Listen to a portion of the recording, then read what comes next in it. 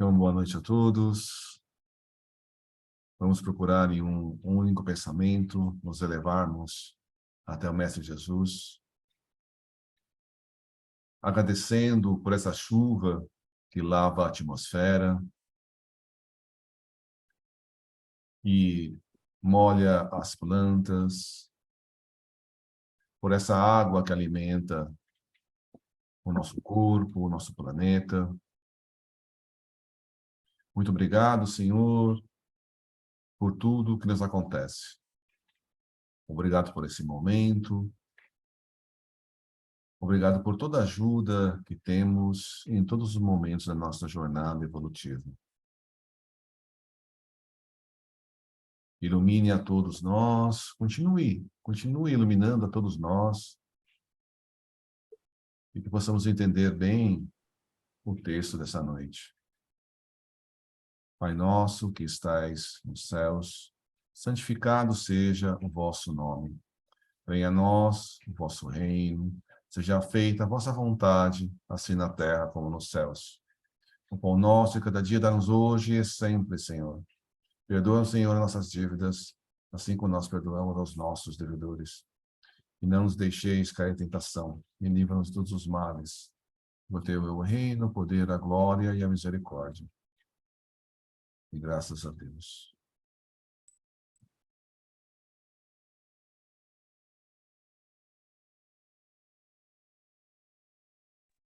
Boa noite aí, povo.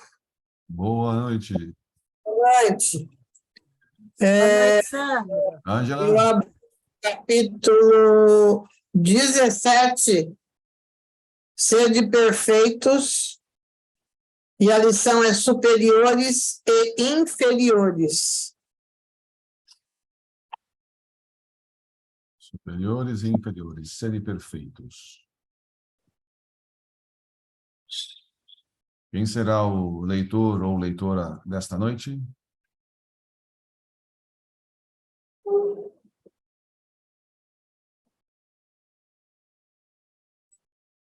É o Celso hoje?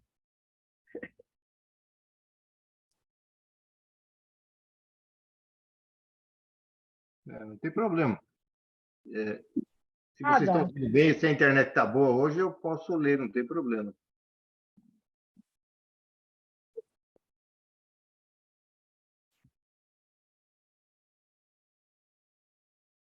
Então a gente continua hoje com novas decepções.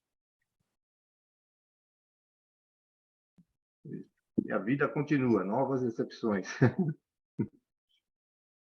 Vamos lá. Dessa vez, ela procurou uma amiga que sabia estar familiarizada com a obra de Kardec. Essa moça já lhe dissera uma vez que tudo aquilo que acontecia com ela resultava de um potencial mediúnico que era preciso cultivar.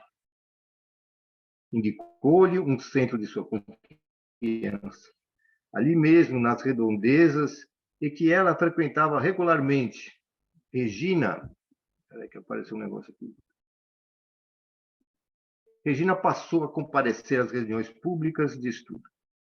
Durou pouco, no entanto, sua presença na instituição. Conheceu lá um senhor que fazia parte da diretoria, que a ouviu pacientemente e prometeu ajudá-la. Houve, porém, um desentendimento qualquer entre os diretores. Ele renunciou ao cargo que exercia e retirou-se da sociedade. Por solidariedade, ela entendeu que deveria também sair. Era um homem experimentado, simpático e parecia ser grande conhecedor dos aspectos técnicos e práticos do espiritismo. Regina encontrara nele o apoio de que necessitava para suas perplexidades e a sua busca. Ficou conhecendo sua esposa, passou a frequentar sua casa e se tornaram, enfim, bons amigos. Regina decidiu, então, dar início a um culto doméstico para o qual convidou o casal e mais duas pessoas de suas relações de amizade. A ideia foi recebida com entusiasmo por ele. Logo na primeira reunião, surpreendeu-a com um livro de atas, um regulamento e nome já escolhido para o culto, emprestando-lhe as características de um pequeno centro espírita ainda embrionário. Não era isso que Regina havia imaginado. Ela desejava apenas uma reunião informal para estudo e prece.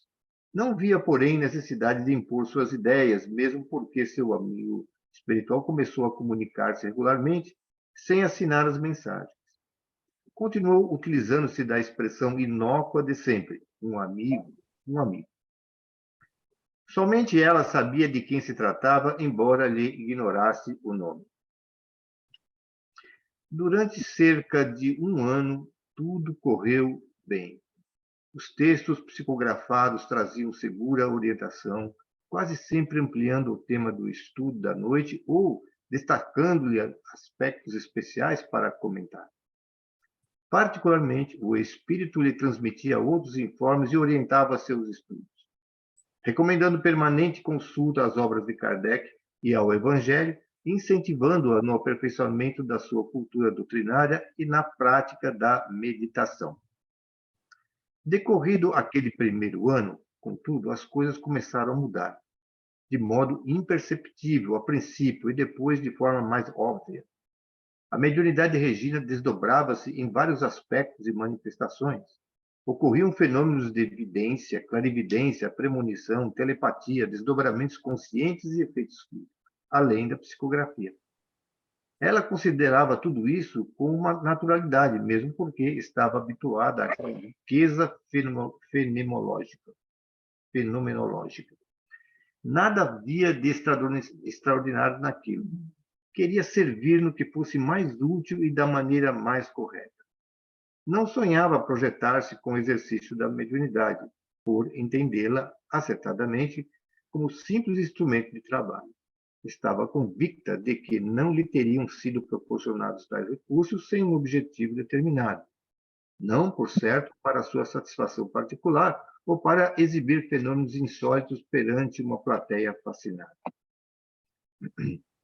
O senhor, seu amigo, contudo, começou a ficar cada vez mais empolgado com aquela inesperada variedade de faculdades mediúnicas. Acabara de descobrir uma médium de notáveis possibilidades e não iria perder a oportunidade de trabalhar com ela a fim de desenvolver suas faculdades segundo a sua metodologia pessoal. Cada vez mais entusiasmado, assumiu o comando das atividades, cumulando-a de elogios e expressões de admiração. Começou a exigir dela certas atitudes e exercícios. Fazia experiências, planejava reuniões especiais, trazia amigos para as assistir, colocando a médium em evidência, empolgado pelas comunicações que vinham por intermédio dela. Ao que tudo indica, tinha em mente desenvolver em torno dela um grupo de maiores proporções com o qual pudesse conduzir seu trabalho à sua maneira. Não que isso fosse em si mesmo censurável, mas é preciso reconhecer que a sua atitude implicava riscos e dificuldades imprevisíveis. Para Regina foi uma encruzilhada. Se também se deixasse envolver pela empolgação do amigo, certamente teria enveredado pelo caminho que ele traçara para ela. E não sabe o que poderia ter acontecido por melhores que fossem as intenções. Logo, porém, os espíritos amigos demonstraram de maneira inequívoca que não aprovaram os planos traçados com tanto entusiasmo. Os fenômenos passaram a escassear e desapareceram de modo misterioso e inexplicável para ele. O amigo espiritual deixou de se comunicar. Às vezes era visto por Regina, ao seu lado na reunião. Ela sabia que ele ali estava, mas nada dizia. Ele também não se pronunciava. Era só uma presença vigilante, preocupada talvez e amorosa. O homem começou a ficar impaciente, a exigir dela concentração e mais concentração, desejando, quase impondo, que ela produzisse os fenômenos de antes de qualquer maneira. Irritava-se com o silêncio dos espíritos e a culpava severamente. Não conseguia esconder seu desapontamento e sua frustração. Novo risco estava implícito nessa atitude. Regina poderia muito bem ter forçado a produção de fenômenos fraudulentos, consciente ou inconsciente, apenas para atendê-lo ou cedendo à sua pressão. Felizmente, manteve-se firme. Não podia evitar, porém, a aflitiva sensação de fracasso. Mas resistia. chegando mesmo a dizer-lhe com franqueza que não poderia inventar uma comunicação ou um fenômeno apenas para contentá-lo. Ele argumentava que havia qualquer coisa errada no seu procedimento e isso estaria afastando as entidades. Tais atitudes foram desastrosas por todos os motivos. A mais grave foi a de que criaram no espírito de Regina as primeiras dúvidas a respeito da sua mediunidade, o que a levou a uma posição de insegurança e de hesitações que iria prejudicá-la seriamente no futuro e da qual custaria muito a livrar-se. Nas horas de meditação, procedia a minuciosos exames de consciência e nada havia nos seus atos que pudesse ter contribuído para o abandono que, segundo ele, merecera de seus mentores espirituais. E as comunicações não vinham mesmo, nem os fenômenos de antes ocorriam mais.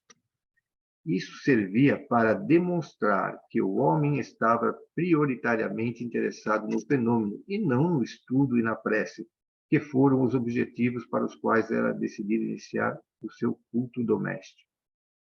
Também não estava preparado para guiar os passos dela da difícil e delicada tarefa da maturação da mediunidade, um período inicial de treinamento e ajuste onde se definem atitudes e práticas, consolidam-se procedimentos e armam-se dispositivos de segurança.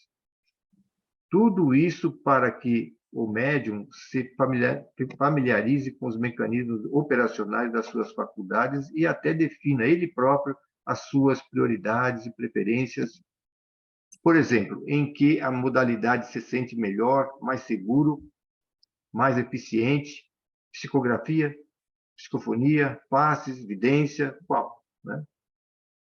A assistência de uma pessoa qualificada, competente e experimentada é da maior importância para a fase delicada. Que critique sem demolir e sem desestimular.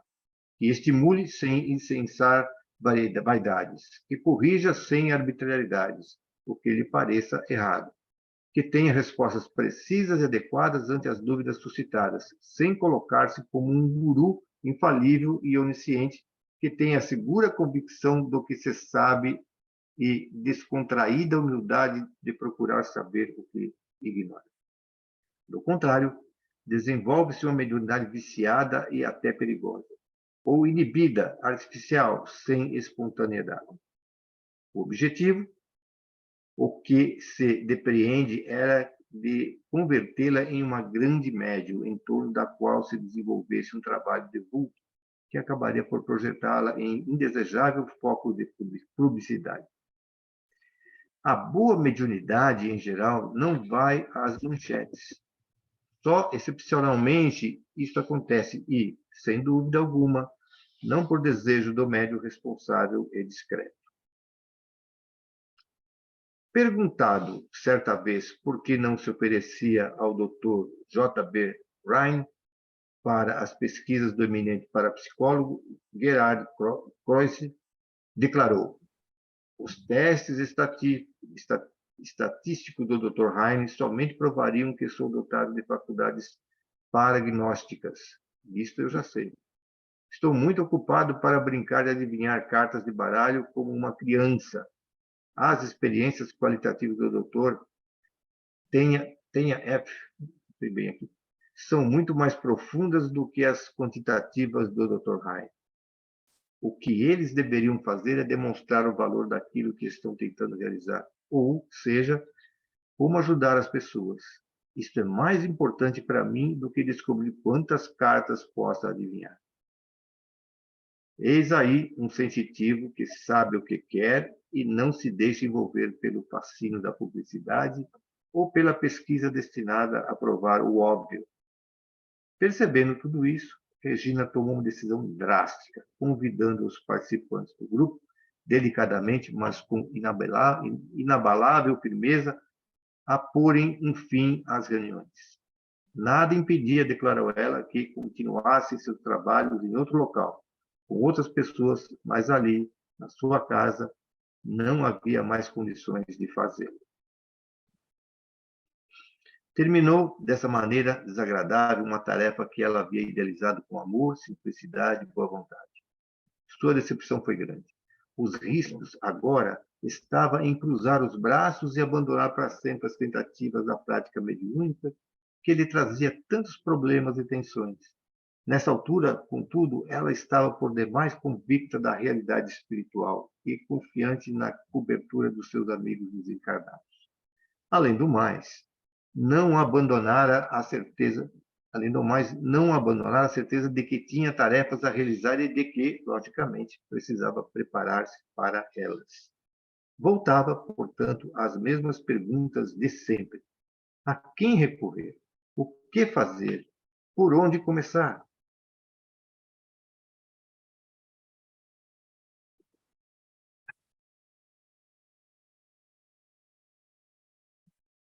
Quando assim, a gente trabalha com mediunidade, a gente tem que tomar cuidado para não fazer exatamente o que aconteceu com a Regina. De você ficar elogiando o médium, tentando colocar em destaque aquele médium, tentando fazer com que o foco seja o médium e não o trabalho que tem que ser desenvolvido. Então, muitas vezes, as pessoas chegam na casa espírita e buscam o fenômeno mediúnico. Eles querem buscar o fenômeno. E não estão preocupados em estudar, aprender. Então, eles querem o fenômeno. Desde que você tenha lá o fenômeno, vira um espetáculo, aí o centro lota, enche de pessoas encarnadas. Se você não consegue enxergar esse fenômeno, para estudar, para aprender, para fazer meditar, as pessoas não têm muito interesse. Isso acontece direto. Se a Regina fosse na onda desse rapaz, ela iria por um caminho muito perigoso de colocar a mediunidade dela, ela se colocar como médium e perder a chance de ajudar outras pessoas. O pessoal ia começar a encher, a casa ia encher, muita gente, mas por um caminho não adequado. O que foi feito, às vezes a pessoa quer fazer realmente uma pesquisa, quer fazer um estudo, para provar o óbvio. E muitas vezes, nessa prova do óbvio, às vezes os espíritos falam, eu não vou perder meu tempo com isso. E às vezes até você quer fazer com que um fenômeno aconteça dentro de limites impostos pelo cientista, o espírito fala, eu não quero isso não me interessa. Aí o fenômeno que acontecia normalmente para de acontecer. Porque as regras estão tão rígidas, não, tem que acontecer. Para eu acreditar, tem que acontecer desse jeito. Se Deus existe, eu quero que ele apareça aqui na minha frente. Então, as coisas não são dessa forma, então os fenômenos podem acontecer. Por que os fenômenos pararam de acontecer com a Regina? A Regina foi abandonada?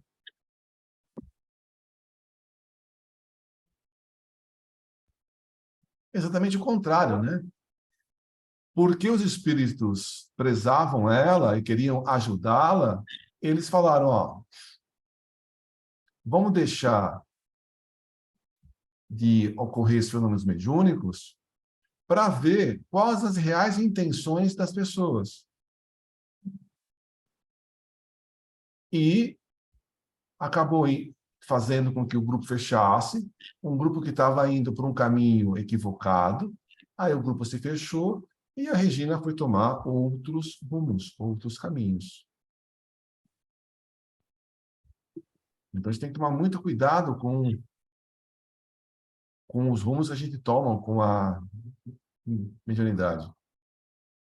O meu irmão, por exemplo, ele estava participando de um grupo de um grupo, né, espírita, e de repente, dentro desse grupo, acabou vendo uma divisão E uma parte desse grupo acabou formando um outro grupo, pensando basicamente em fazer caridade, ajudar os outros, distribuir cestas, várias outras coisas que tinha a intenção de fazer. Aí, naquele primeiro grupo, eles não estavam conseguindo fazer, eles formaram um outro grupo para poder fazer esse grupo de distribuir lanche, distribuir sopa, coisas assim. Até aí, ok. Mas, de repente, a médium que liderou essa separação começou a querer chamar atenção para ela. Ela acabou criando rituais, ela queria a atenção da mediunidade dela só para ela. Num dia, meu irmão falou que ela estava usando véu, pegou óleo e jogou óleo nas pessoas para poder ungir as pessoas. Ou seja, ela estava criando rituais dentro da doutrina espírita, que não tem nada disso, né? Aí, percebendo isso, meu irmão se afastou, falou, isso aqui não é a doutrina que eu quero. Não é a doutrina que eu acho que é adequada. Mas por quê? A pessoa estava querendo a atenção, ela queria ser o centro daquele grupo, que é um risco também que a pessoa pode acontecer. Às vezes ela pensa em ter uma boa intenção, mas depois começa a desvirtuar. Ainda, graças a Deus, que a Regina não fez isso, não caiu nesse.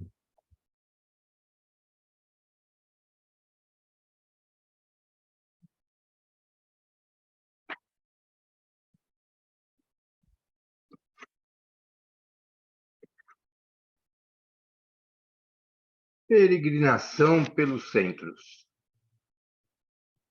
Era evidente para ela que não podia desempenhar suas tarefas sozinha.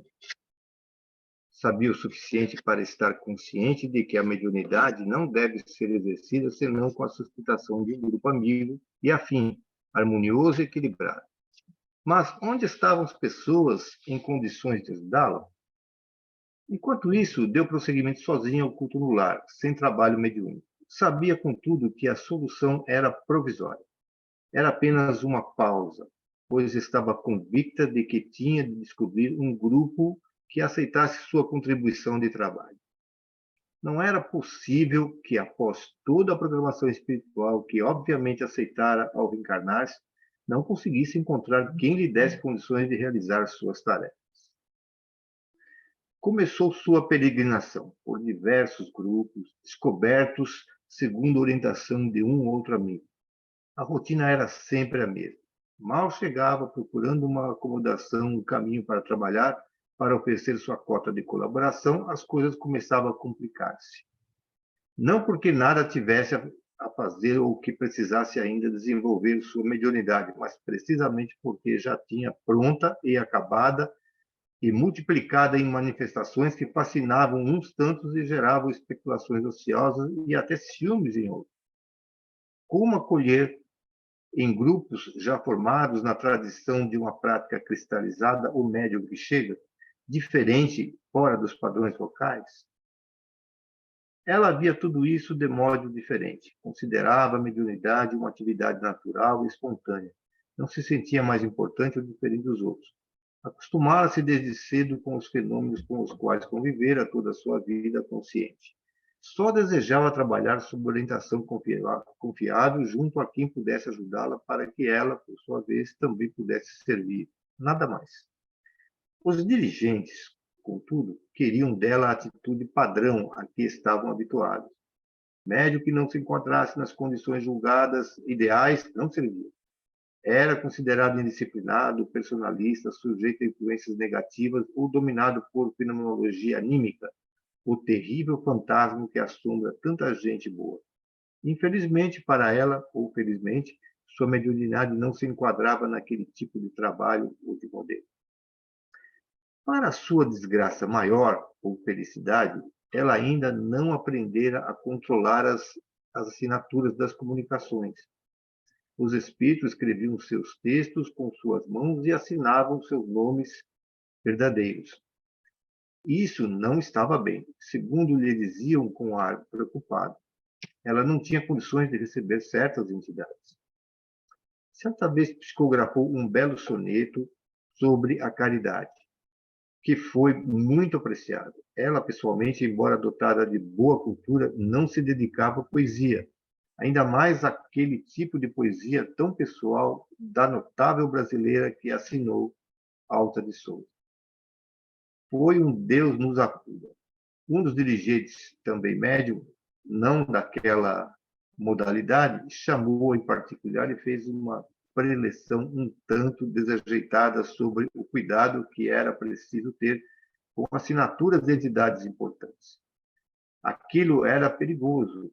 Era muito cedo para ela estar recebendo tais entidades que só vinham por determinados médios de maior experiência, mais prestígio e status.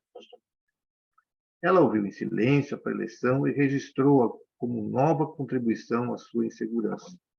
Só podia a advertência ter um sentido. O dirigente da casa estava convicto de que o soneto não era de Alta de Souza, e sim de um espírito mistificador que se aproveitara da inexperiência da pobre e risonha médium. Cuidado! Era a palavra que ficara ressoando como um eco em sua memória. Meu Deus, que dificuldade! Onde estava a saída daquele confuso emaranhado de atalhos e de perplexidades, de frustrações e desencantos? Era isso, então, a mediunidade? Seriam mesmo esses vexames e aflições necessários e indispensáveis ao seu exercício? Então não era um fenômeno natural, como sempre ela pensara?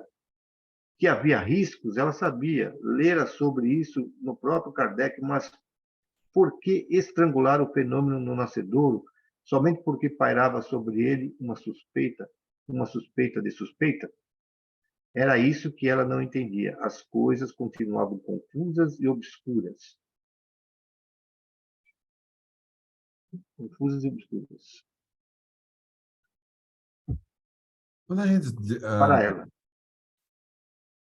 quando a gente desenvolve a mediunidade, porque qualquer pessoa que está no início da mediunidade, ou melhor, independente do início, ou a pessoa está experiente, quando vem um texto, você vai analisar o texto. Você vai ler e vai ver se aquele texto está dentro da doutrina espírita, se não está contrariando Jesus, se não está contrariando a obra da codificação. Então, é isso que a gente tem que avaliar. Agora, a assinatura, então, só porque tem uma assinatura importante, então tem que tomar cuidado com o seguinte: a assinatura, assinado Francisco de Assis. O que a gente precisa fazer é ler o texto e ver se o texto tem coerência, se o texto está digno, né? E, à medida que a pessoa vai escrevendo e vai relatando, a pessoa vai entendendo se aquilo pode ser daquele espírito ou não pode ser. Mas ao longo do tempo, né? Como foi feito com o Chico, como foi feito do Divaldo, os textos foram analisados, eles treinaram muito, e os primeiros textos foram escritos, e os textos foram jogados fora, porque era treino. Se o Chico Divaldo tivesse recebido críticas,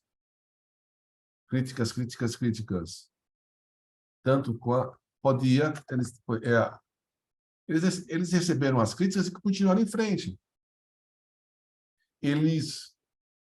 Mas eles não chegaram a publicar a mediunidade no começo.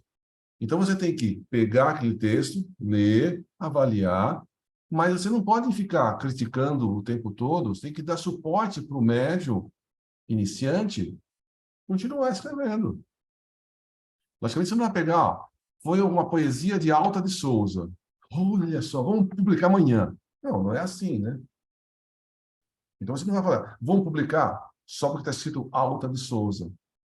Mas também não pode criticar e deixar a médium iniciante mais insegura só porque está escrito Alta de Souza. Você tem que tratar as coisas com naturalidade e permitir que a mediunidade da pessoa vá evoluindo. Agora, você lê um texto, e o texto tem erros, ó, ok, você está aprendendo, então, vou pegar esse texto, entende, o texto está lá, e você vai avaliando e vai acompanhando a evolução da mediunidade daquela pessoa. Agora é o seguinte, eu sou um médium muito mais antigo, e esse médium que acabou de chegar está recebendo espíritos mais gabaritados do que eu recebo? Impossível. Impossível. Então, às vezes é inveja, às vezes é esse tipo de coisa, né? Agora, mesmo o médium experiente receber um texto, tem que passar pelo crivo da razão, tem que ler o texto, e não pelo fato de ser um médium experiente que eu vou receber e publico o texto. Tem que fazer uma avaliação. Sempre tem que fazer essa avaliação, sempre tem que passar uma leitura e checar com Kardec, checar com Jesus.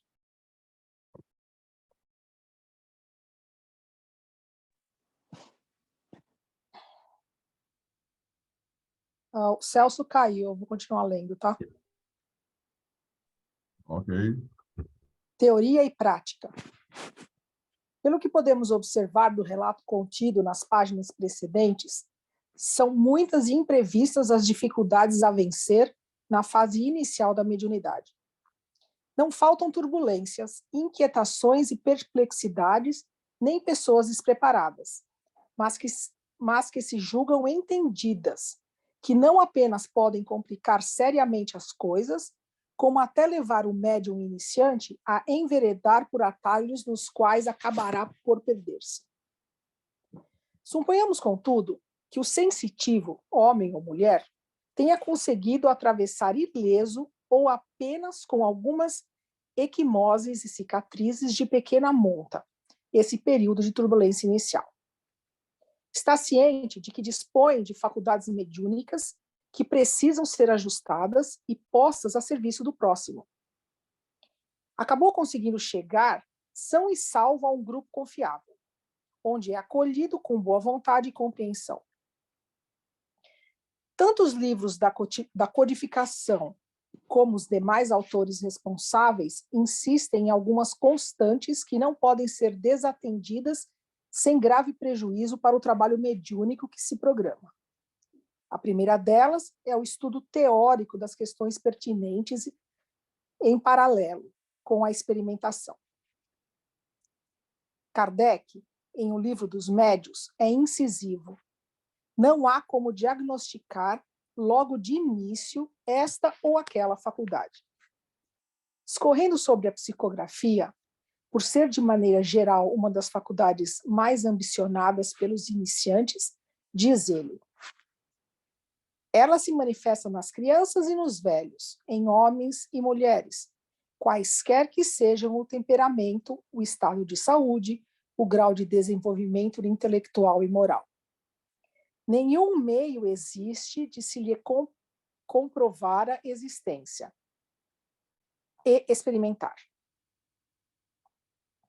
Lembrando Paulo, segundo o qual o espírito do profeta está sujeito ao profeta, Boddington, usualmente enfático, é ainda mais incisivo neste ponto ao escrever.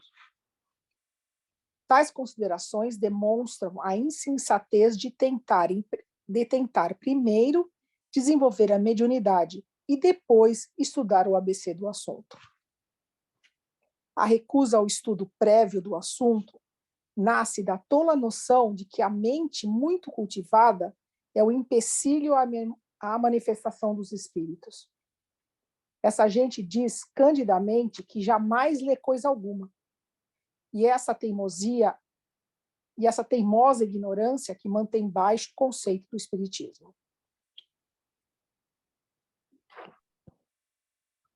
Então, nesse trecho inicial, ele tá falando que para você realizar, desenvolver a mediunidade, além da experimentação, é essencial o estudo. Porque é através do estudo que você vai perceber a evolução da mediunidade, se a evolução está indo no caminho correto ou não. Através desse estudo de experiências feitas por outros, por Kardec, por Chico, pelo Divaldo, tantos outros, é que a gente vai perceber o caminho correto. Então, o estudo é fundamental. Então, a gente precisa estudar.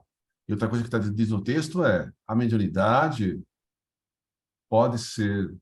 Então, quando uma pessoa chega na casa e alguém fala para ela, você é médium. Aí o Divaldo fala, como é que a pessoa sabe? Você, só porque a pessoa chacoalha, manca, pisca, ou fazer qualquer outra coisa, você não pode dizer que a pessoa é médium ou não. Na verdade, através da experimentação, de você dar observação é que ela vai perceber se ela tem um tipo ou outro tipo de mediunidade a ser desenvolvida. A gente não pode dar um diagnóstico. Oh, você é médium, psicofônico, papapá, papapá. Não. Mesmo porque uma pessoa ele pode apresentar, em um certo momento, um tipo de mediunidade e depois, de um outro momento, um outro tipo. Então, tem que tomar muito cuidado com isso. E o estudo é muito importante.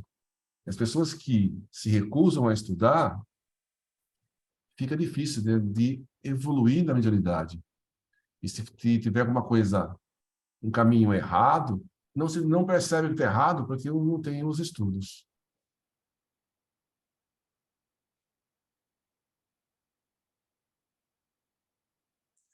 Ressalvando que o livro se destina ao contexto espiritualista inglês e tem mais de 40 anos de publicação, é preciso admitir que ele não deixa de ter fortes razões para assim enfatizar esse aspecto. Mesmo porque, como assinala mais adiante, o trato com os espíritos demonstra precisamente o contrário do que pensam os despreparados manipuladores da mediunidade. Quanto menor o cérebro, melhor o instrumento mediúnico. Isso porque os espíritos manifestantes trabalham de preferência com o material armazenado no inconsciente do médium, ou seja, com os recursos que ele possui e que coloca à disposição do manifestante. Quanto melhor a qualidade e a variedade dos conhecimentos do médium, mais fácil e de melhor nível serão as comunicações. O que leva às complicações e até às obsessões graves é entregar-se cegamente à experimentação sem apoio, sem orientação e sem estudo. Muitos afirmam orgulhosamente que não precisam estudar, porque aprendem com os próprios espíritos. Não é bem assim. Sem dúvida, o prolongado e disciplinado intercâmbio com espíritos de mais elevada condição evolutiva, como no caso do nosso querido Chico Xavier, contribui de maneira ponderável para o aprimoramento moral e intelectual do médium responsável. Mas não são os espíritos os primeiros e mais insistentes em recomendar ao médium que leia, estude, observe, medite, pergunte a quem saiba, permaneça vigilante e ore com frequência para manter o que os amigos nossos costumam chamar de teto espiritual. O médium é um intermediário. E como intermediário, ele tem que ter conhecimento. O espírito transmite um pensamento para o médium e o médium retransmite ele. Quanto maior conhecimento tem o médium, mais fácil é essa comunicação. Às vezes, o espírito vai se comunicar e ele está tentando falar alguma coisa e ele fala o seguinte, eu não estou encontrando a palavra na cabeça do médium. Ou seja, o médium vai falar uma palavra, vai montar uma frase. Mas o espírito precisa que o médium conheça a palavra. Porque se ele não conhecer a palavra, como é que ele vai falar aquela palavra? Então, quanto mais culto for o médium, mais fácil é essa comunicação. Isso é uma das coisas. Então, o estudo facilita a comunicação do espírito. Principalmente se for uma mensagem. Então, a mensagem, ele busca no subconsciente as palavras, o contexto, para poder escrever. Agora, aprender só com as comunicações é um risco. No caso de comunicações elevadas, como no Chico, os espíritos elevados, você pode ir lá aprender. Agora, digamos que você esteja recebendo um espírito mistificador. Como é que você descobre que ele é mistificador, se você não tem conhecimento? Se você estudou, está estudando e está aprendendo, você pode perceber que aquele espírito está falando besteira, que aquele espírito está mistificando, que aquele espírito está falando coisas contrárias à codificação que trouxe Kardec. Agora, se o médium não tem conhecimento, ele vai ser muito mais facilmente enganado.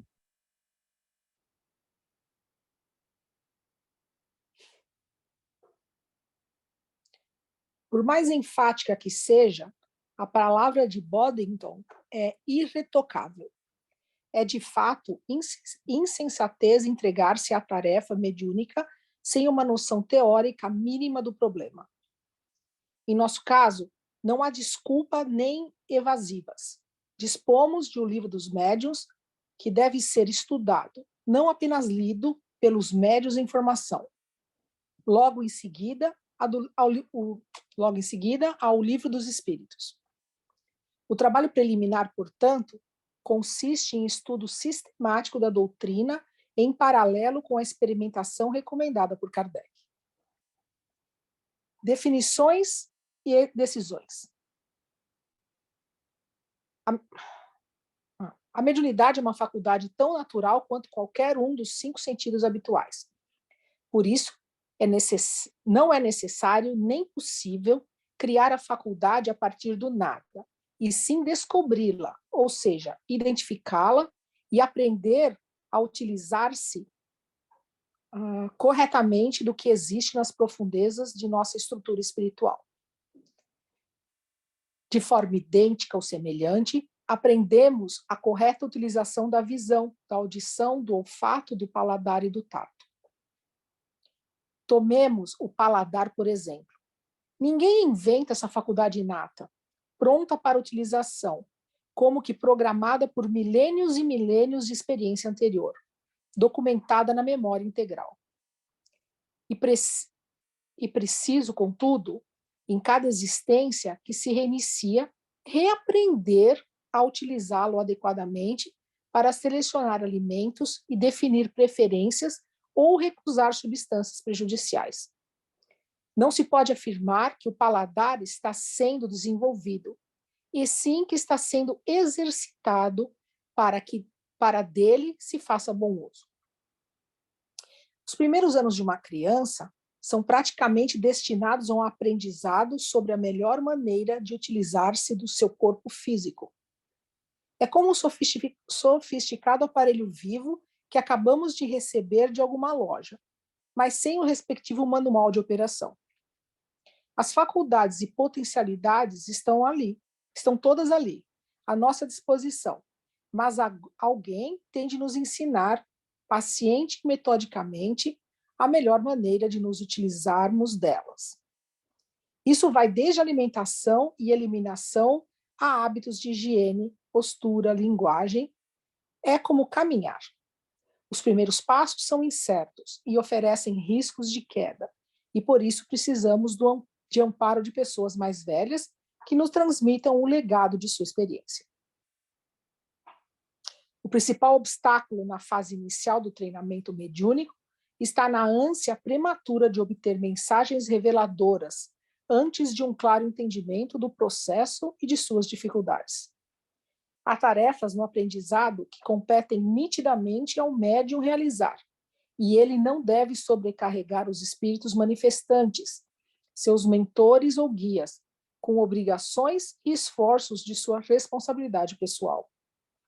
Mesmo porque, em geral, os primeiros espíritos que se aproximam de um médium iniciante são os de mais baixa condição, como assinalam os textos confiáveis de Kardec e de seus continuadores, especialmente nas manifestações que envolvam efeitos físicos, como deslocamento de objetos, ruídos, combustão e outras. O médium é que terá que esforçar-se por adotar uma disciplina pessoal que possibilite a aproximação de seus amigos espirituais. O livro J.L. Memória e o Tempo propôs a teoria de que o consciente humano é apenas um dispositivo de passagem de informações, impressões e conceitos, como a cabeça de gravação, leitura de um gravador. Os imensos arquivos da memória ficam no inconsciente, como na memória de um computador superpotente. É com esse material, tornamos a lembrar, que trabalham os espíritos manifestantes dotados de competência suficiente para manipular tais dispositivos. Por conseguinte, quanto mais rica a memória inconsciente, mais fácil o trabalho dos manifestantes. Muito mais fácil do que se tiveram eles.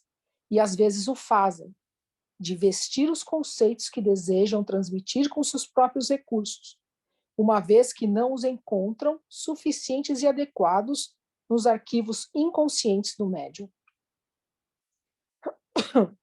A abundância de material, digamos, de boa qualidade no psiquismo do médium, resulta em economia de energia no processo, a entidade manifestante não terá de fazer o esforço conjugado de criar ali as condições mínimas de que necessita para manifestar de maneira correta o seu pensamento. O que nos parece um obstáculo facilmente superável, uma vez que muitos espíritos dispõem de incalculáveis recursos próprios, representa, na verdade, situações incontornáveis. Mesmo em O Livro dos Espíritos, por exemplo, é comum os espíritos declararem que não têm como transmitir certas informações mais complexas porque não dispõem de palavras adequadas. Não é que faltem para eles palavras, dado que pensam sem palavras, com ideias, imagens e conceitos complexos. Eles aprendem e transmitem complexas noções em bloco, em síntese. No dizer de Boddington, um ser encarnado pode levar uma vida inteira a desdobrar uma só frase pejada de significado, consequências e implicações. Não lhes falta, pois, a palavra, e sim a nós. Não encontram em nós, ou, mais especificamente no médium, as expressões necessárias, as noções mínimas que pudessem utilizar como material de construção das ideias que desejariam transmitir. Em algumas oportunidades, eles declaram que nem eles conheciam suficientemente o problema. O comum, no entanto, é não encontrarem recursos nas estruturas de conhecimento dos médiuns postos à sua disposição. Isso nos coloca no centro mesmo, no cerne, no fulcro de toda a problemática mediúnica, o pensamento. Como lembra Boddington, a tarefa do médium é explorar o universo do pensamento, que o médium precisa manter desobstruídos os canais psíquicos por onde circulam suas ideias, para que por esses mesmos canais e com esse mesmo material psíquico, utilizando-se de sua energia mediúnica, possam os espíritos igualmente fazer circular suas ideias. Mediunidade é, pois, uma transfusão de pensamento, mesmo quando se trata de energia destinada à produção de efeitos físicos, de vez que é o pensamento e a vontade dos espíritos que as direcionam. Por outro lado, o médium é um ser que franqueou o acesso da sua intimidade aos seres invisíveis desencarnados, e até encarnados sob condições especiais.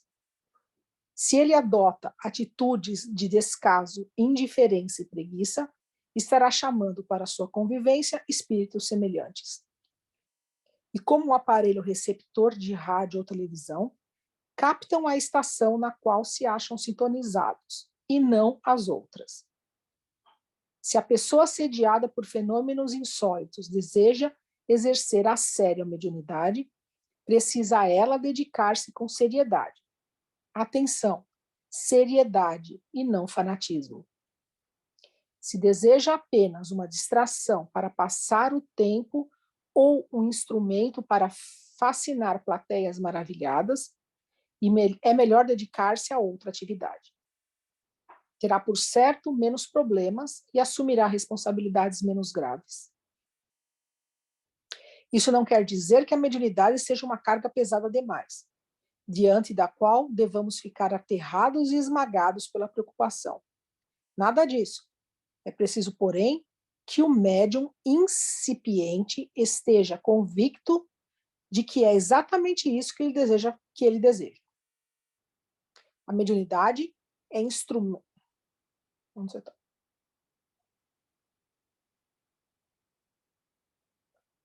A mediunidade é instrumento de trabalho, não para uso e gozo pessoal, mas para servir. Se a pessoa não se sente preparada para isso, é melhor cuidar de outra atividade. Não se esqueça, contudo, de que não se pode simplesmente apertar um botão, torcer uma chave ou aplicar uma rolha às faculdades nascentes, que estará tudo resolvido. Se são apenas sinais esparsos e ocasionais, como já vimos, tudo bem.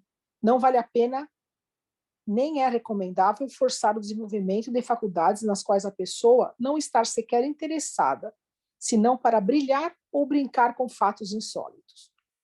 Se, porém, se trata de um conjunto de manifestações nítidas, insistentes, abundantes, então é preciso assumir com disposição as responsabilidades ali implícitas, entregar-se a umas tantas renúncias, aceitar certa disciplina mental e de comportamento e dedicar-se às tarefas que, obviamente, lhe estão destinadas em sua programação espiritual.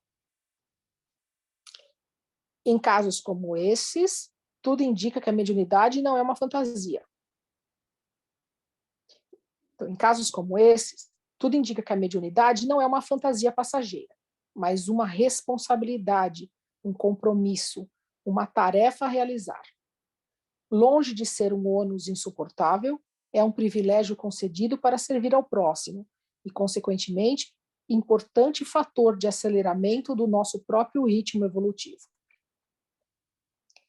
Temos tido frequentes oportunidades de conversar com espíritos que aqui entre os encarnados foram médiuns.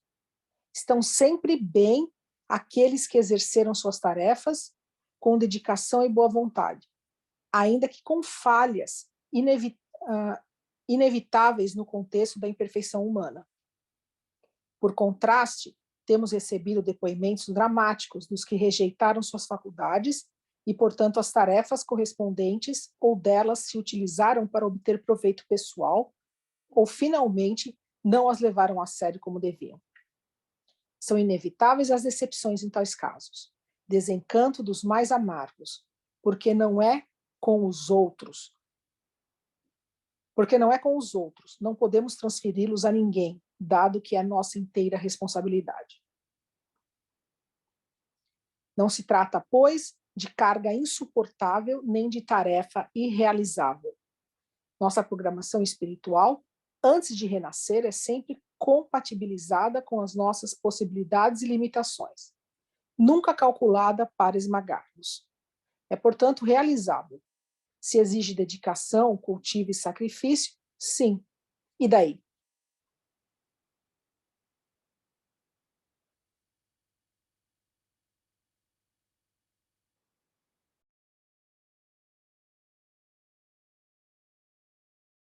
Esse texto, então, nesse trecho, ele acaba falando várias coisas importantes.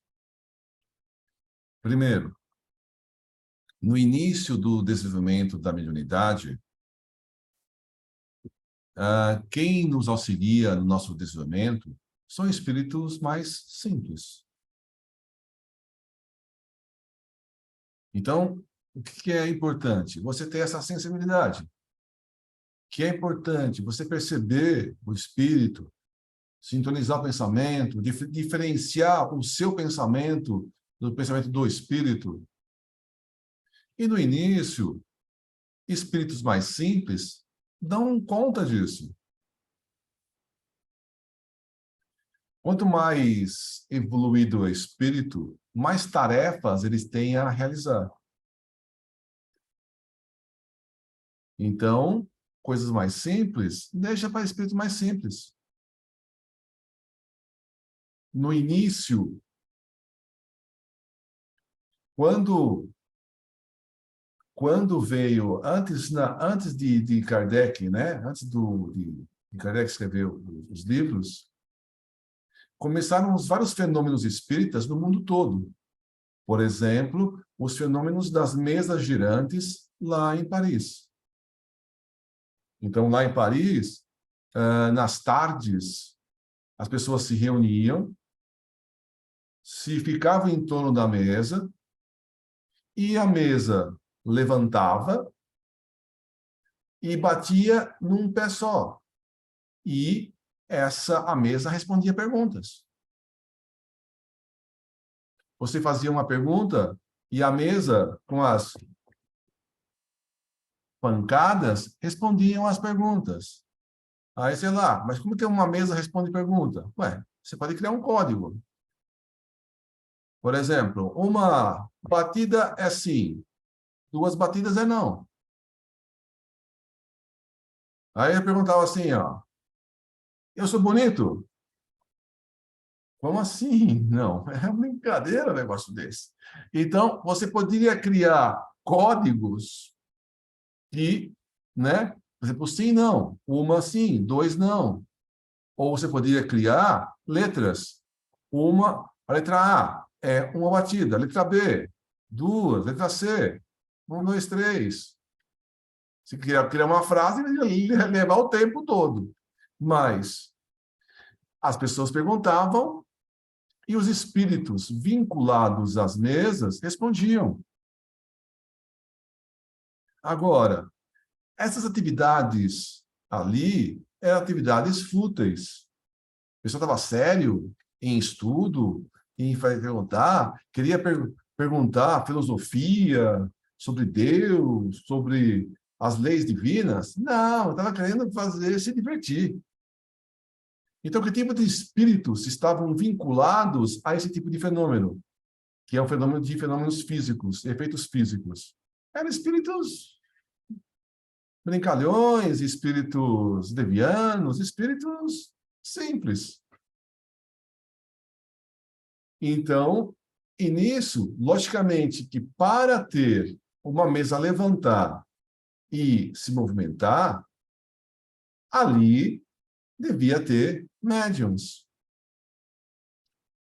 E como disse o nome do rapaz lá, o que escreveu o Sherlock Holmes. É o Arthur Conan Doyle. Isso, como diz o Arthur Conan Doyle, que ele escreveu Sherlock Holmes e também escreveu A História do Espiritismo.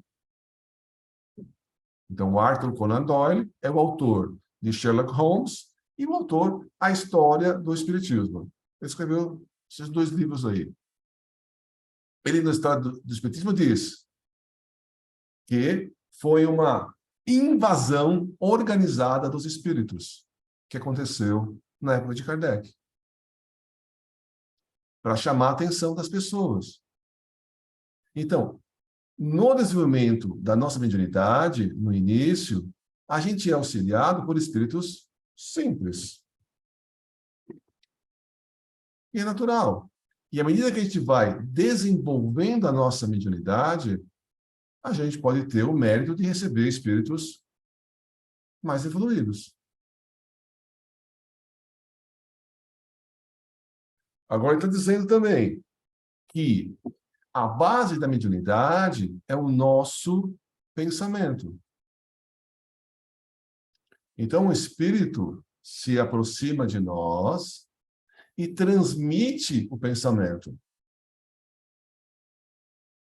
E esse pensamento pode ser transmitido através da psicografia escrita, da psicofonia, da fala e da evidência, clarividência e tantas outras coisas. Mas a base é o pensamento.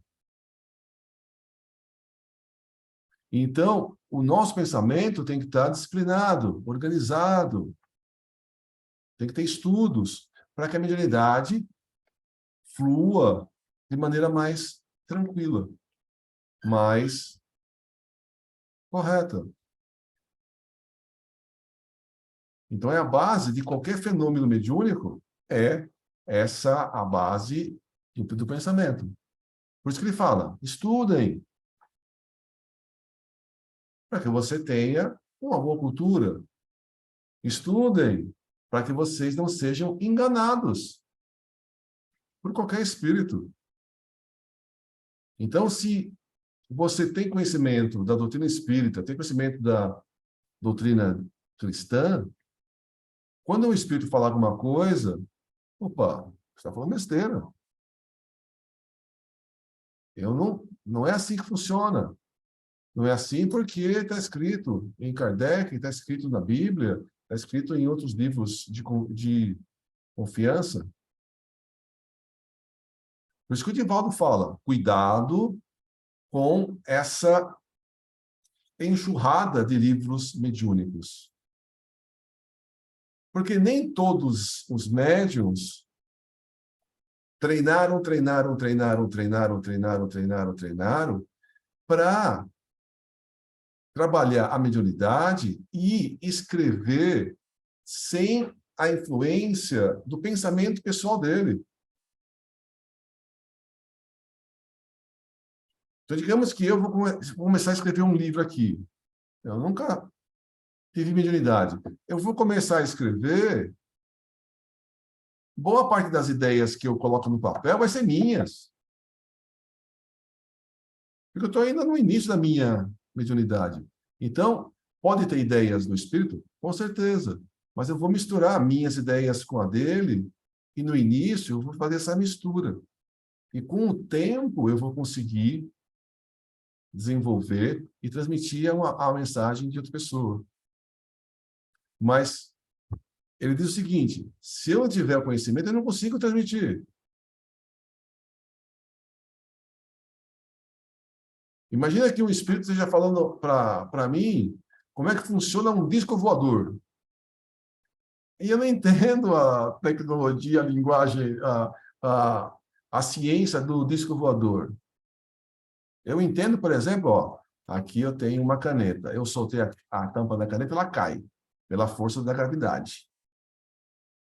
Aí eu posso dizer que a força exercida na tampa da caneta depende da massa dela e da aceleração da gravidade do planeta. Isso aí eu posso dizer.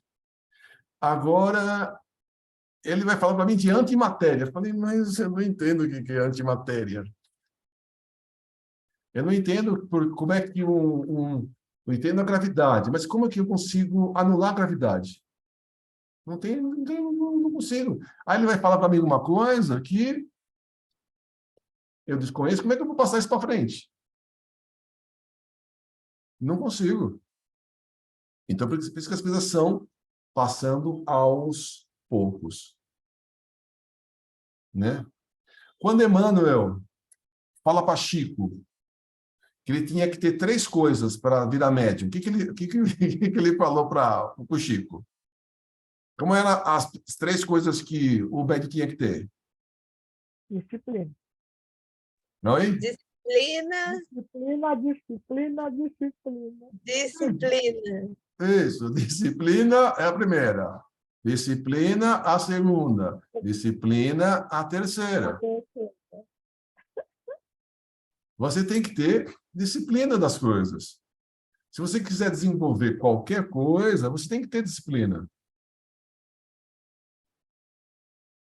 A mediunidade também. Eu quero aprender a fazer cirurgia cardíaca. Eu preciso ter conhecimento, estudar bastante, e preciso ter um pouquinho de disciplina tal,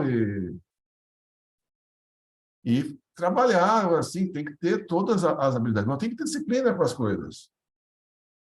Começa como instrumentador, que aí você já sabe os instrumentos que vão na cirurgia cardíaca. Começa por aí. E não pode desmaiar vendo sangue, né? Não, claro que não. Porque o médico vai passar ali o pano todo ali cheio para você. É igual aqueles pais que resolvem assistir o parto. Aí está lá assistindo o parto e pá, desmaia. Não sei se alguém teve essa experiência aqui.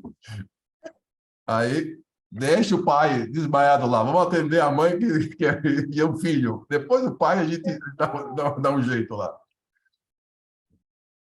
É isso mesmo. Isso mesmo. Então, a gente precisa ter essa nossa disciplina mental para desenvolver. Mas isso depende de todo o conhecimento, de tudo mais, né? É isso que ele está dizendo. E outra coisa que ele fala no texto é a gente faz uma programação da nossa encarnação. E a gente, nessa programação, uma das coisas que a gente programa é se a gente vai ser médium ou não. Se a pessoa ela tem a sensibilidade, ela parece que tem mediunidade, e ela foge da mediunidade, ela pode ter problemas depois. Porque a mediunidade é problema? Não. Não, a mediunidade, para quem tem mediunidade, é uma solução. Mas como assim? Quando não entende, pode achar-se que é um problema, né? Quando, né? Mas depois, não. É a solução. Depois que você vai entender, é a solução.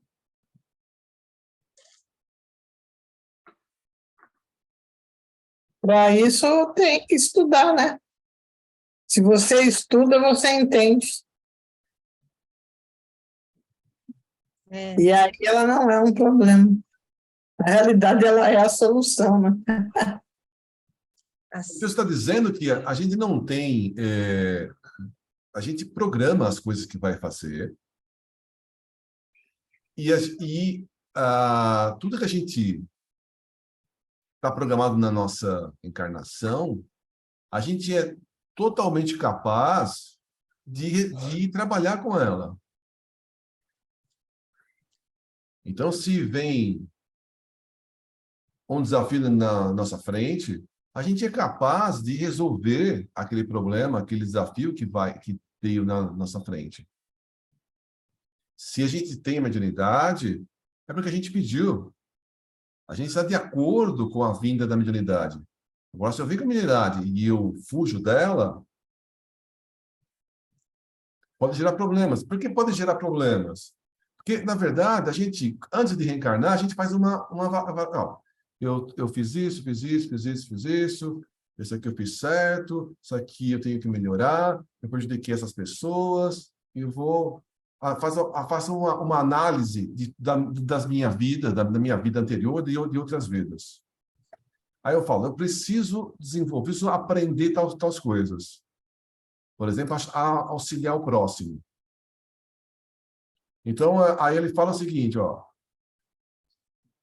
você pode desenvolver isso através de várias coisas. Ó, Você precisa passar, ó, você pode reparar. Você fez uma coisa que prejudicou alguém. Então, você tem duas formas. Ou vem com uma doença, ou trabalha a mediunidade. Ou me manda como médium. Não quero doente, eu não quero doença, eu não quero ficar doente, não. Aí, você vem com a mediunidade. Aí você trabalha, ajuda o outro, vai lá. Ok. Agora, tinha as duas opções. Veio como médium e não trabalhou com a mediunidade, fica com a segunda opção. Eu estou dando um exemplo, ok? Não é só uma coisa que isso pode acontecer, mas não é a única alternativa. Então você fala, eu vou fazer tal coisa. É o caso daqui que eu já contei aqui, um rapaz que que trabalhava, era caridoso, ajudava criança, trabalhava idosos, ajudava muita gente, e fazia muitas coisas boas. E em um certo momento da vida, ele perdeu um dedo. Aí o pessoal foi nos disse, mas como uma pessoa tão boa como essa perdeu o dedo? Aí o Espírito falou, olha, exatamente. Por ela ser uma pessoa tão boa que ela perdeu só o dedo. Ela perdeu o braço todo. Se ela não tivesse se dedicado ao bem, ao próximo, ela teria perdido o braço inteiro.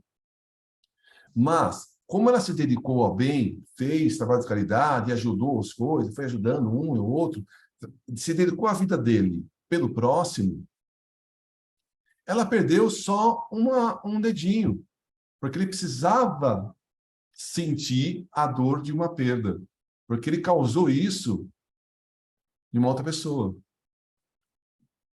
Mas, como ele acabou o braço, pagando de outra forma. E é assim que a gente vai... Então, a gente tem que fazer várias coisas.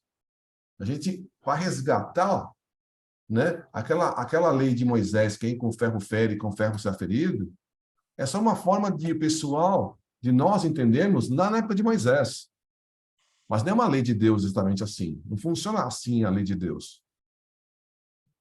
Para o pessoal na época, para nós lá na época, era mais fácil da gente entender. Porque a gente era ignorante naquela época, mais do que hoje. Mas hoje a gente sabe que a gente pode reparar as coisas, refazer as coisas de várias formas diferentes. O trabalho mediúnico é uma das formas. E o trabalho mediúnico sério, então o texto está dizendo que conversou com vários espíritos que desencarnaram, que foram espíritas, foram médiuns e trabalharam seriamente com a mediunidade. Chegou do lado de lá, estava em situação boa. Agora, médiuns que falaram, não, eu não pedi para ser médium. Eu não tô afim, eu tenho outras coisas para fazer de trabalhar a mediunidade. Aí chegaram do outro lado, não estava tão bem.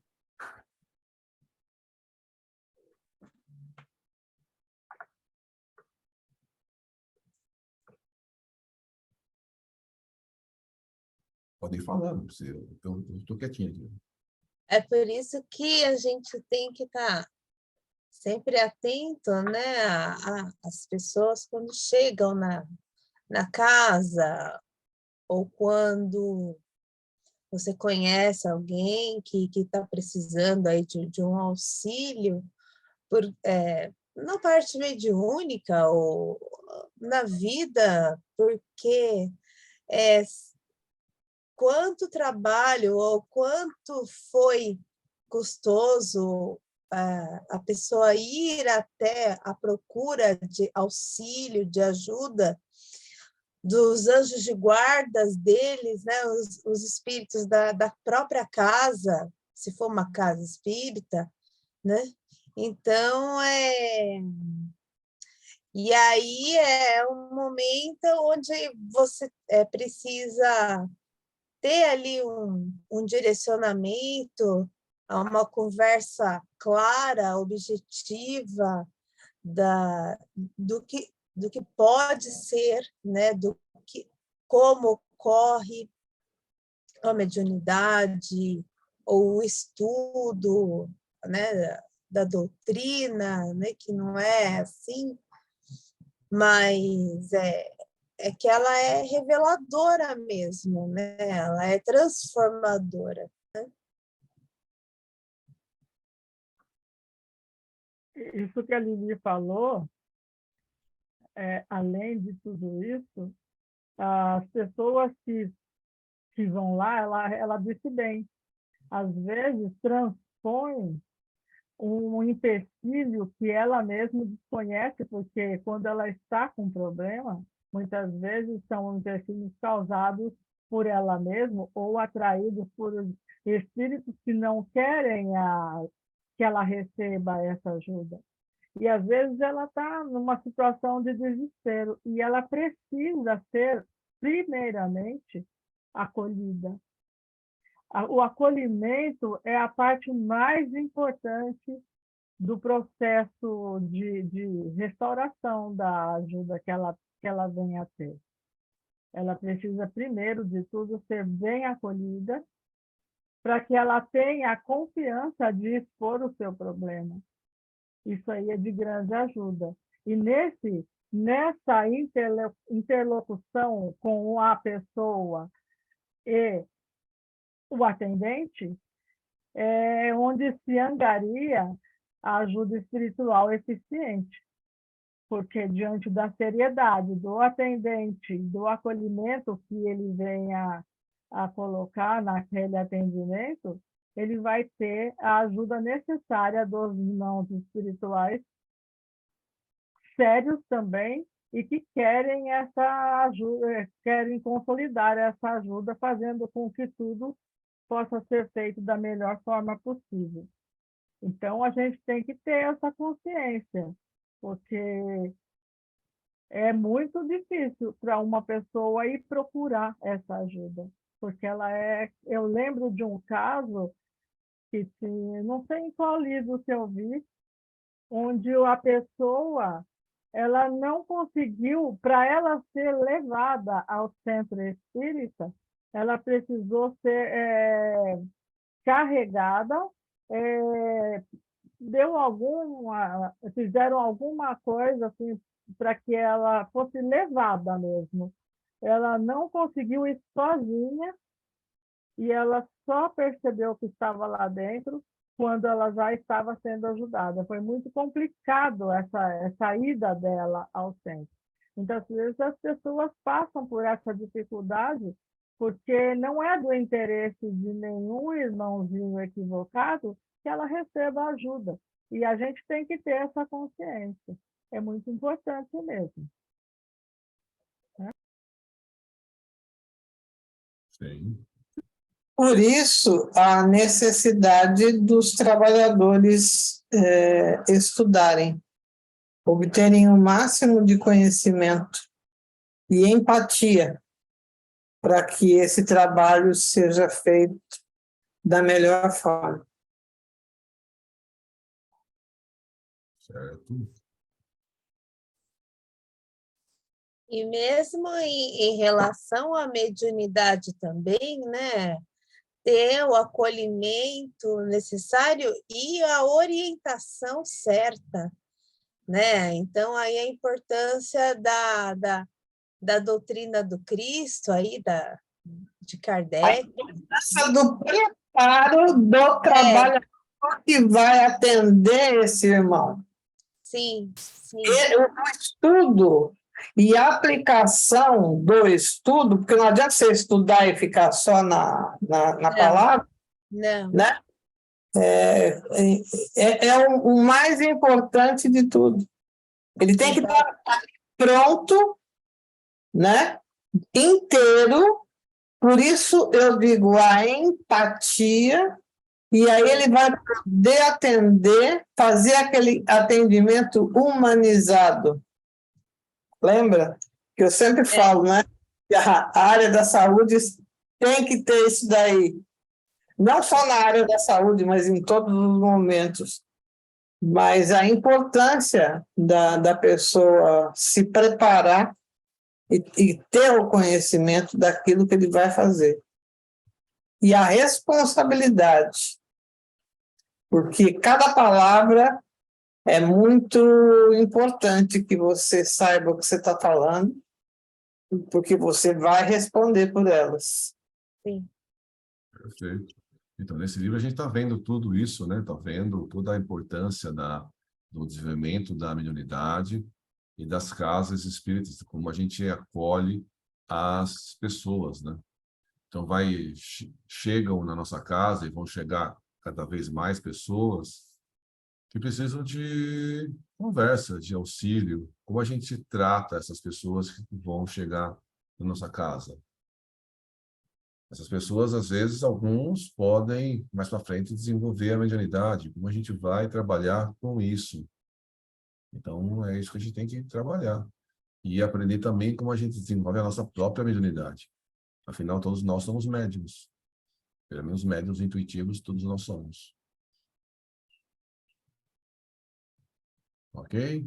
Então, na semana que vem, a gente continua falando sobre a mediunidade nesse livro que estamos estudando.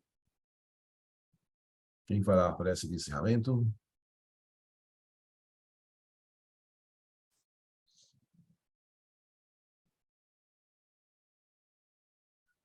Quer fazer, Ana? Pode fazer.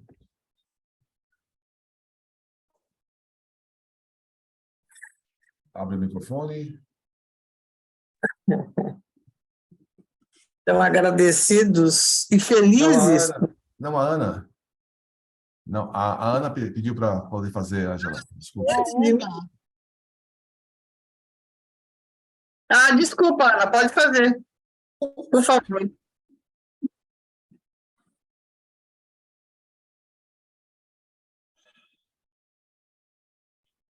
Em agradecimento a Deus, nosso Pai misericordioso, a Mestre Jesus pelas oportunidades que nos tem oferecido a cada instante de nossas vidas e para que nós possamos, a cada dia que passa, aprender um pouquinho mais sobre a responsabilidade que temos para conosco, para com Deus.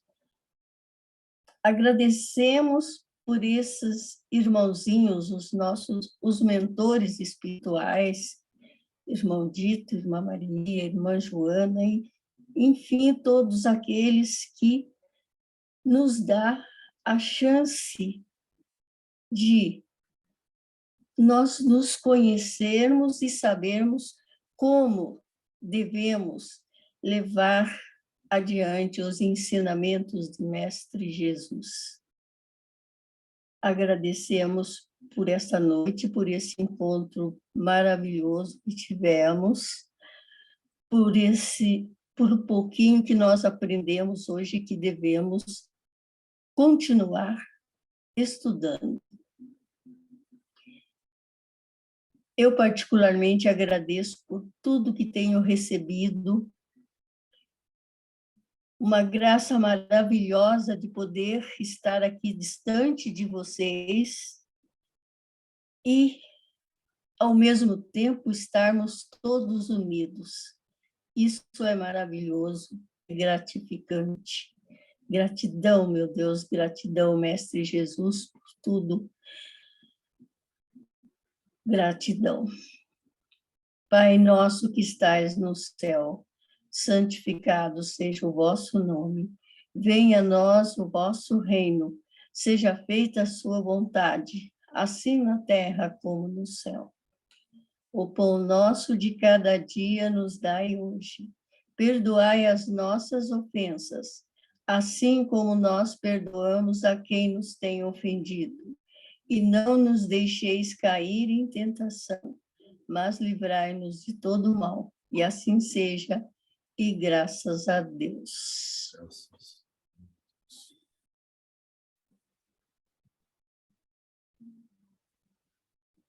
Roberto? Lourenço, hoje eu vi uma plantação enorme de árvores, mais árvores no céu, né? E elas eram todas brancas, tronco branco, folha branca, tudo branco, mas eram aquelas árvores que lá, você olhava para o céu, via todas aquelas árvores, né? Uma com um tronco mais grosso, mais estreito, né? Eu nunca vi uma árvore assim, então eu fiquei encantado de ver as árvores brancas no céu, né? Agora, apareceu minha irmã hoje, ela era azul, né? E conforme ela foi pôr a mão na cabeça de cada um, nós ficamos assim com a vibração na cabeça azul. E era um azul bem gostoso, não era nem azul bebê, nem azul forte, era um azul, né? Ente. Então, era de uma calmaria bem grande para o nosso cérebro, para a nossa cabeça. E assim ficou. Foi isso. Graças a Deus. Graças a Deus. Eu não vi nada. Não. Eliana não viu nada. Não, eu não vi nada. Hoje eu tô meio míope. Ok, então, boa noite a todos. Boa noite, Lorena. Boa noite. Tchau. Obrigada, Boa noite, pessoal. Tchau, boa noite. Denise, Tchau, Sônia, boa Ângela, noite. Carla, Ana,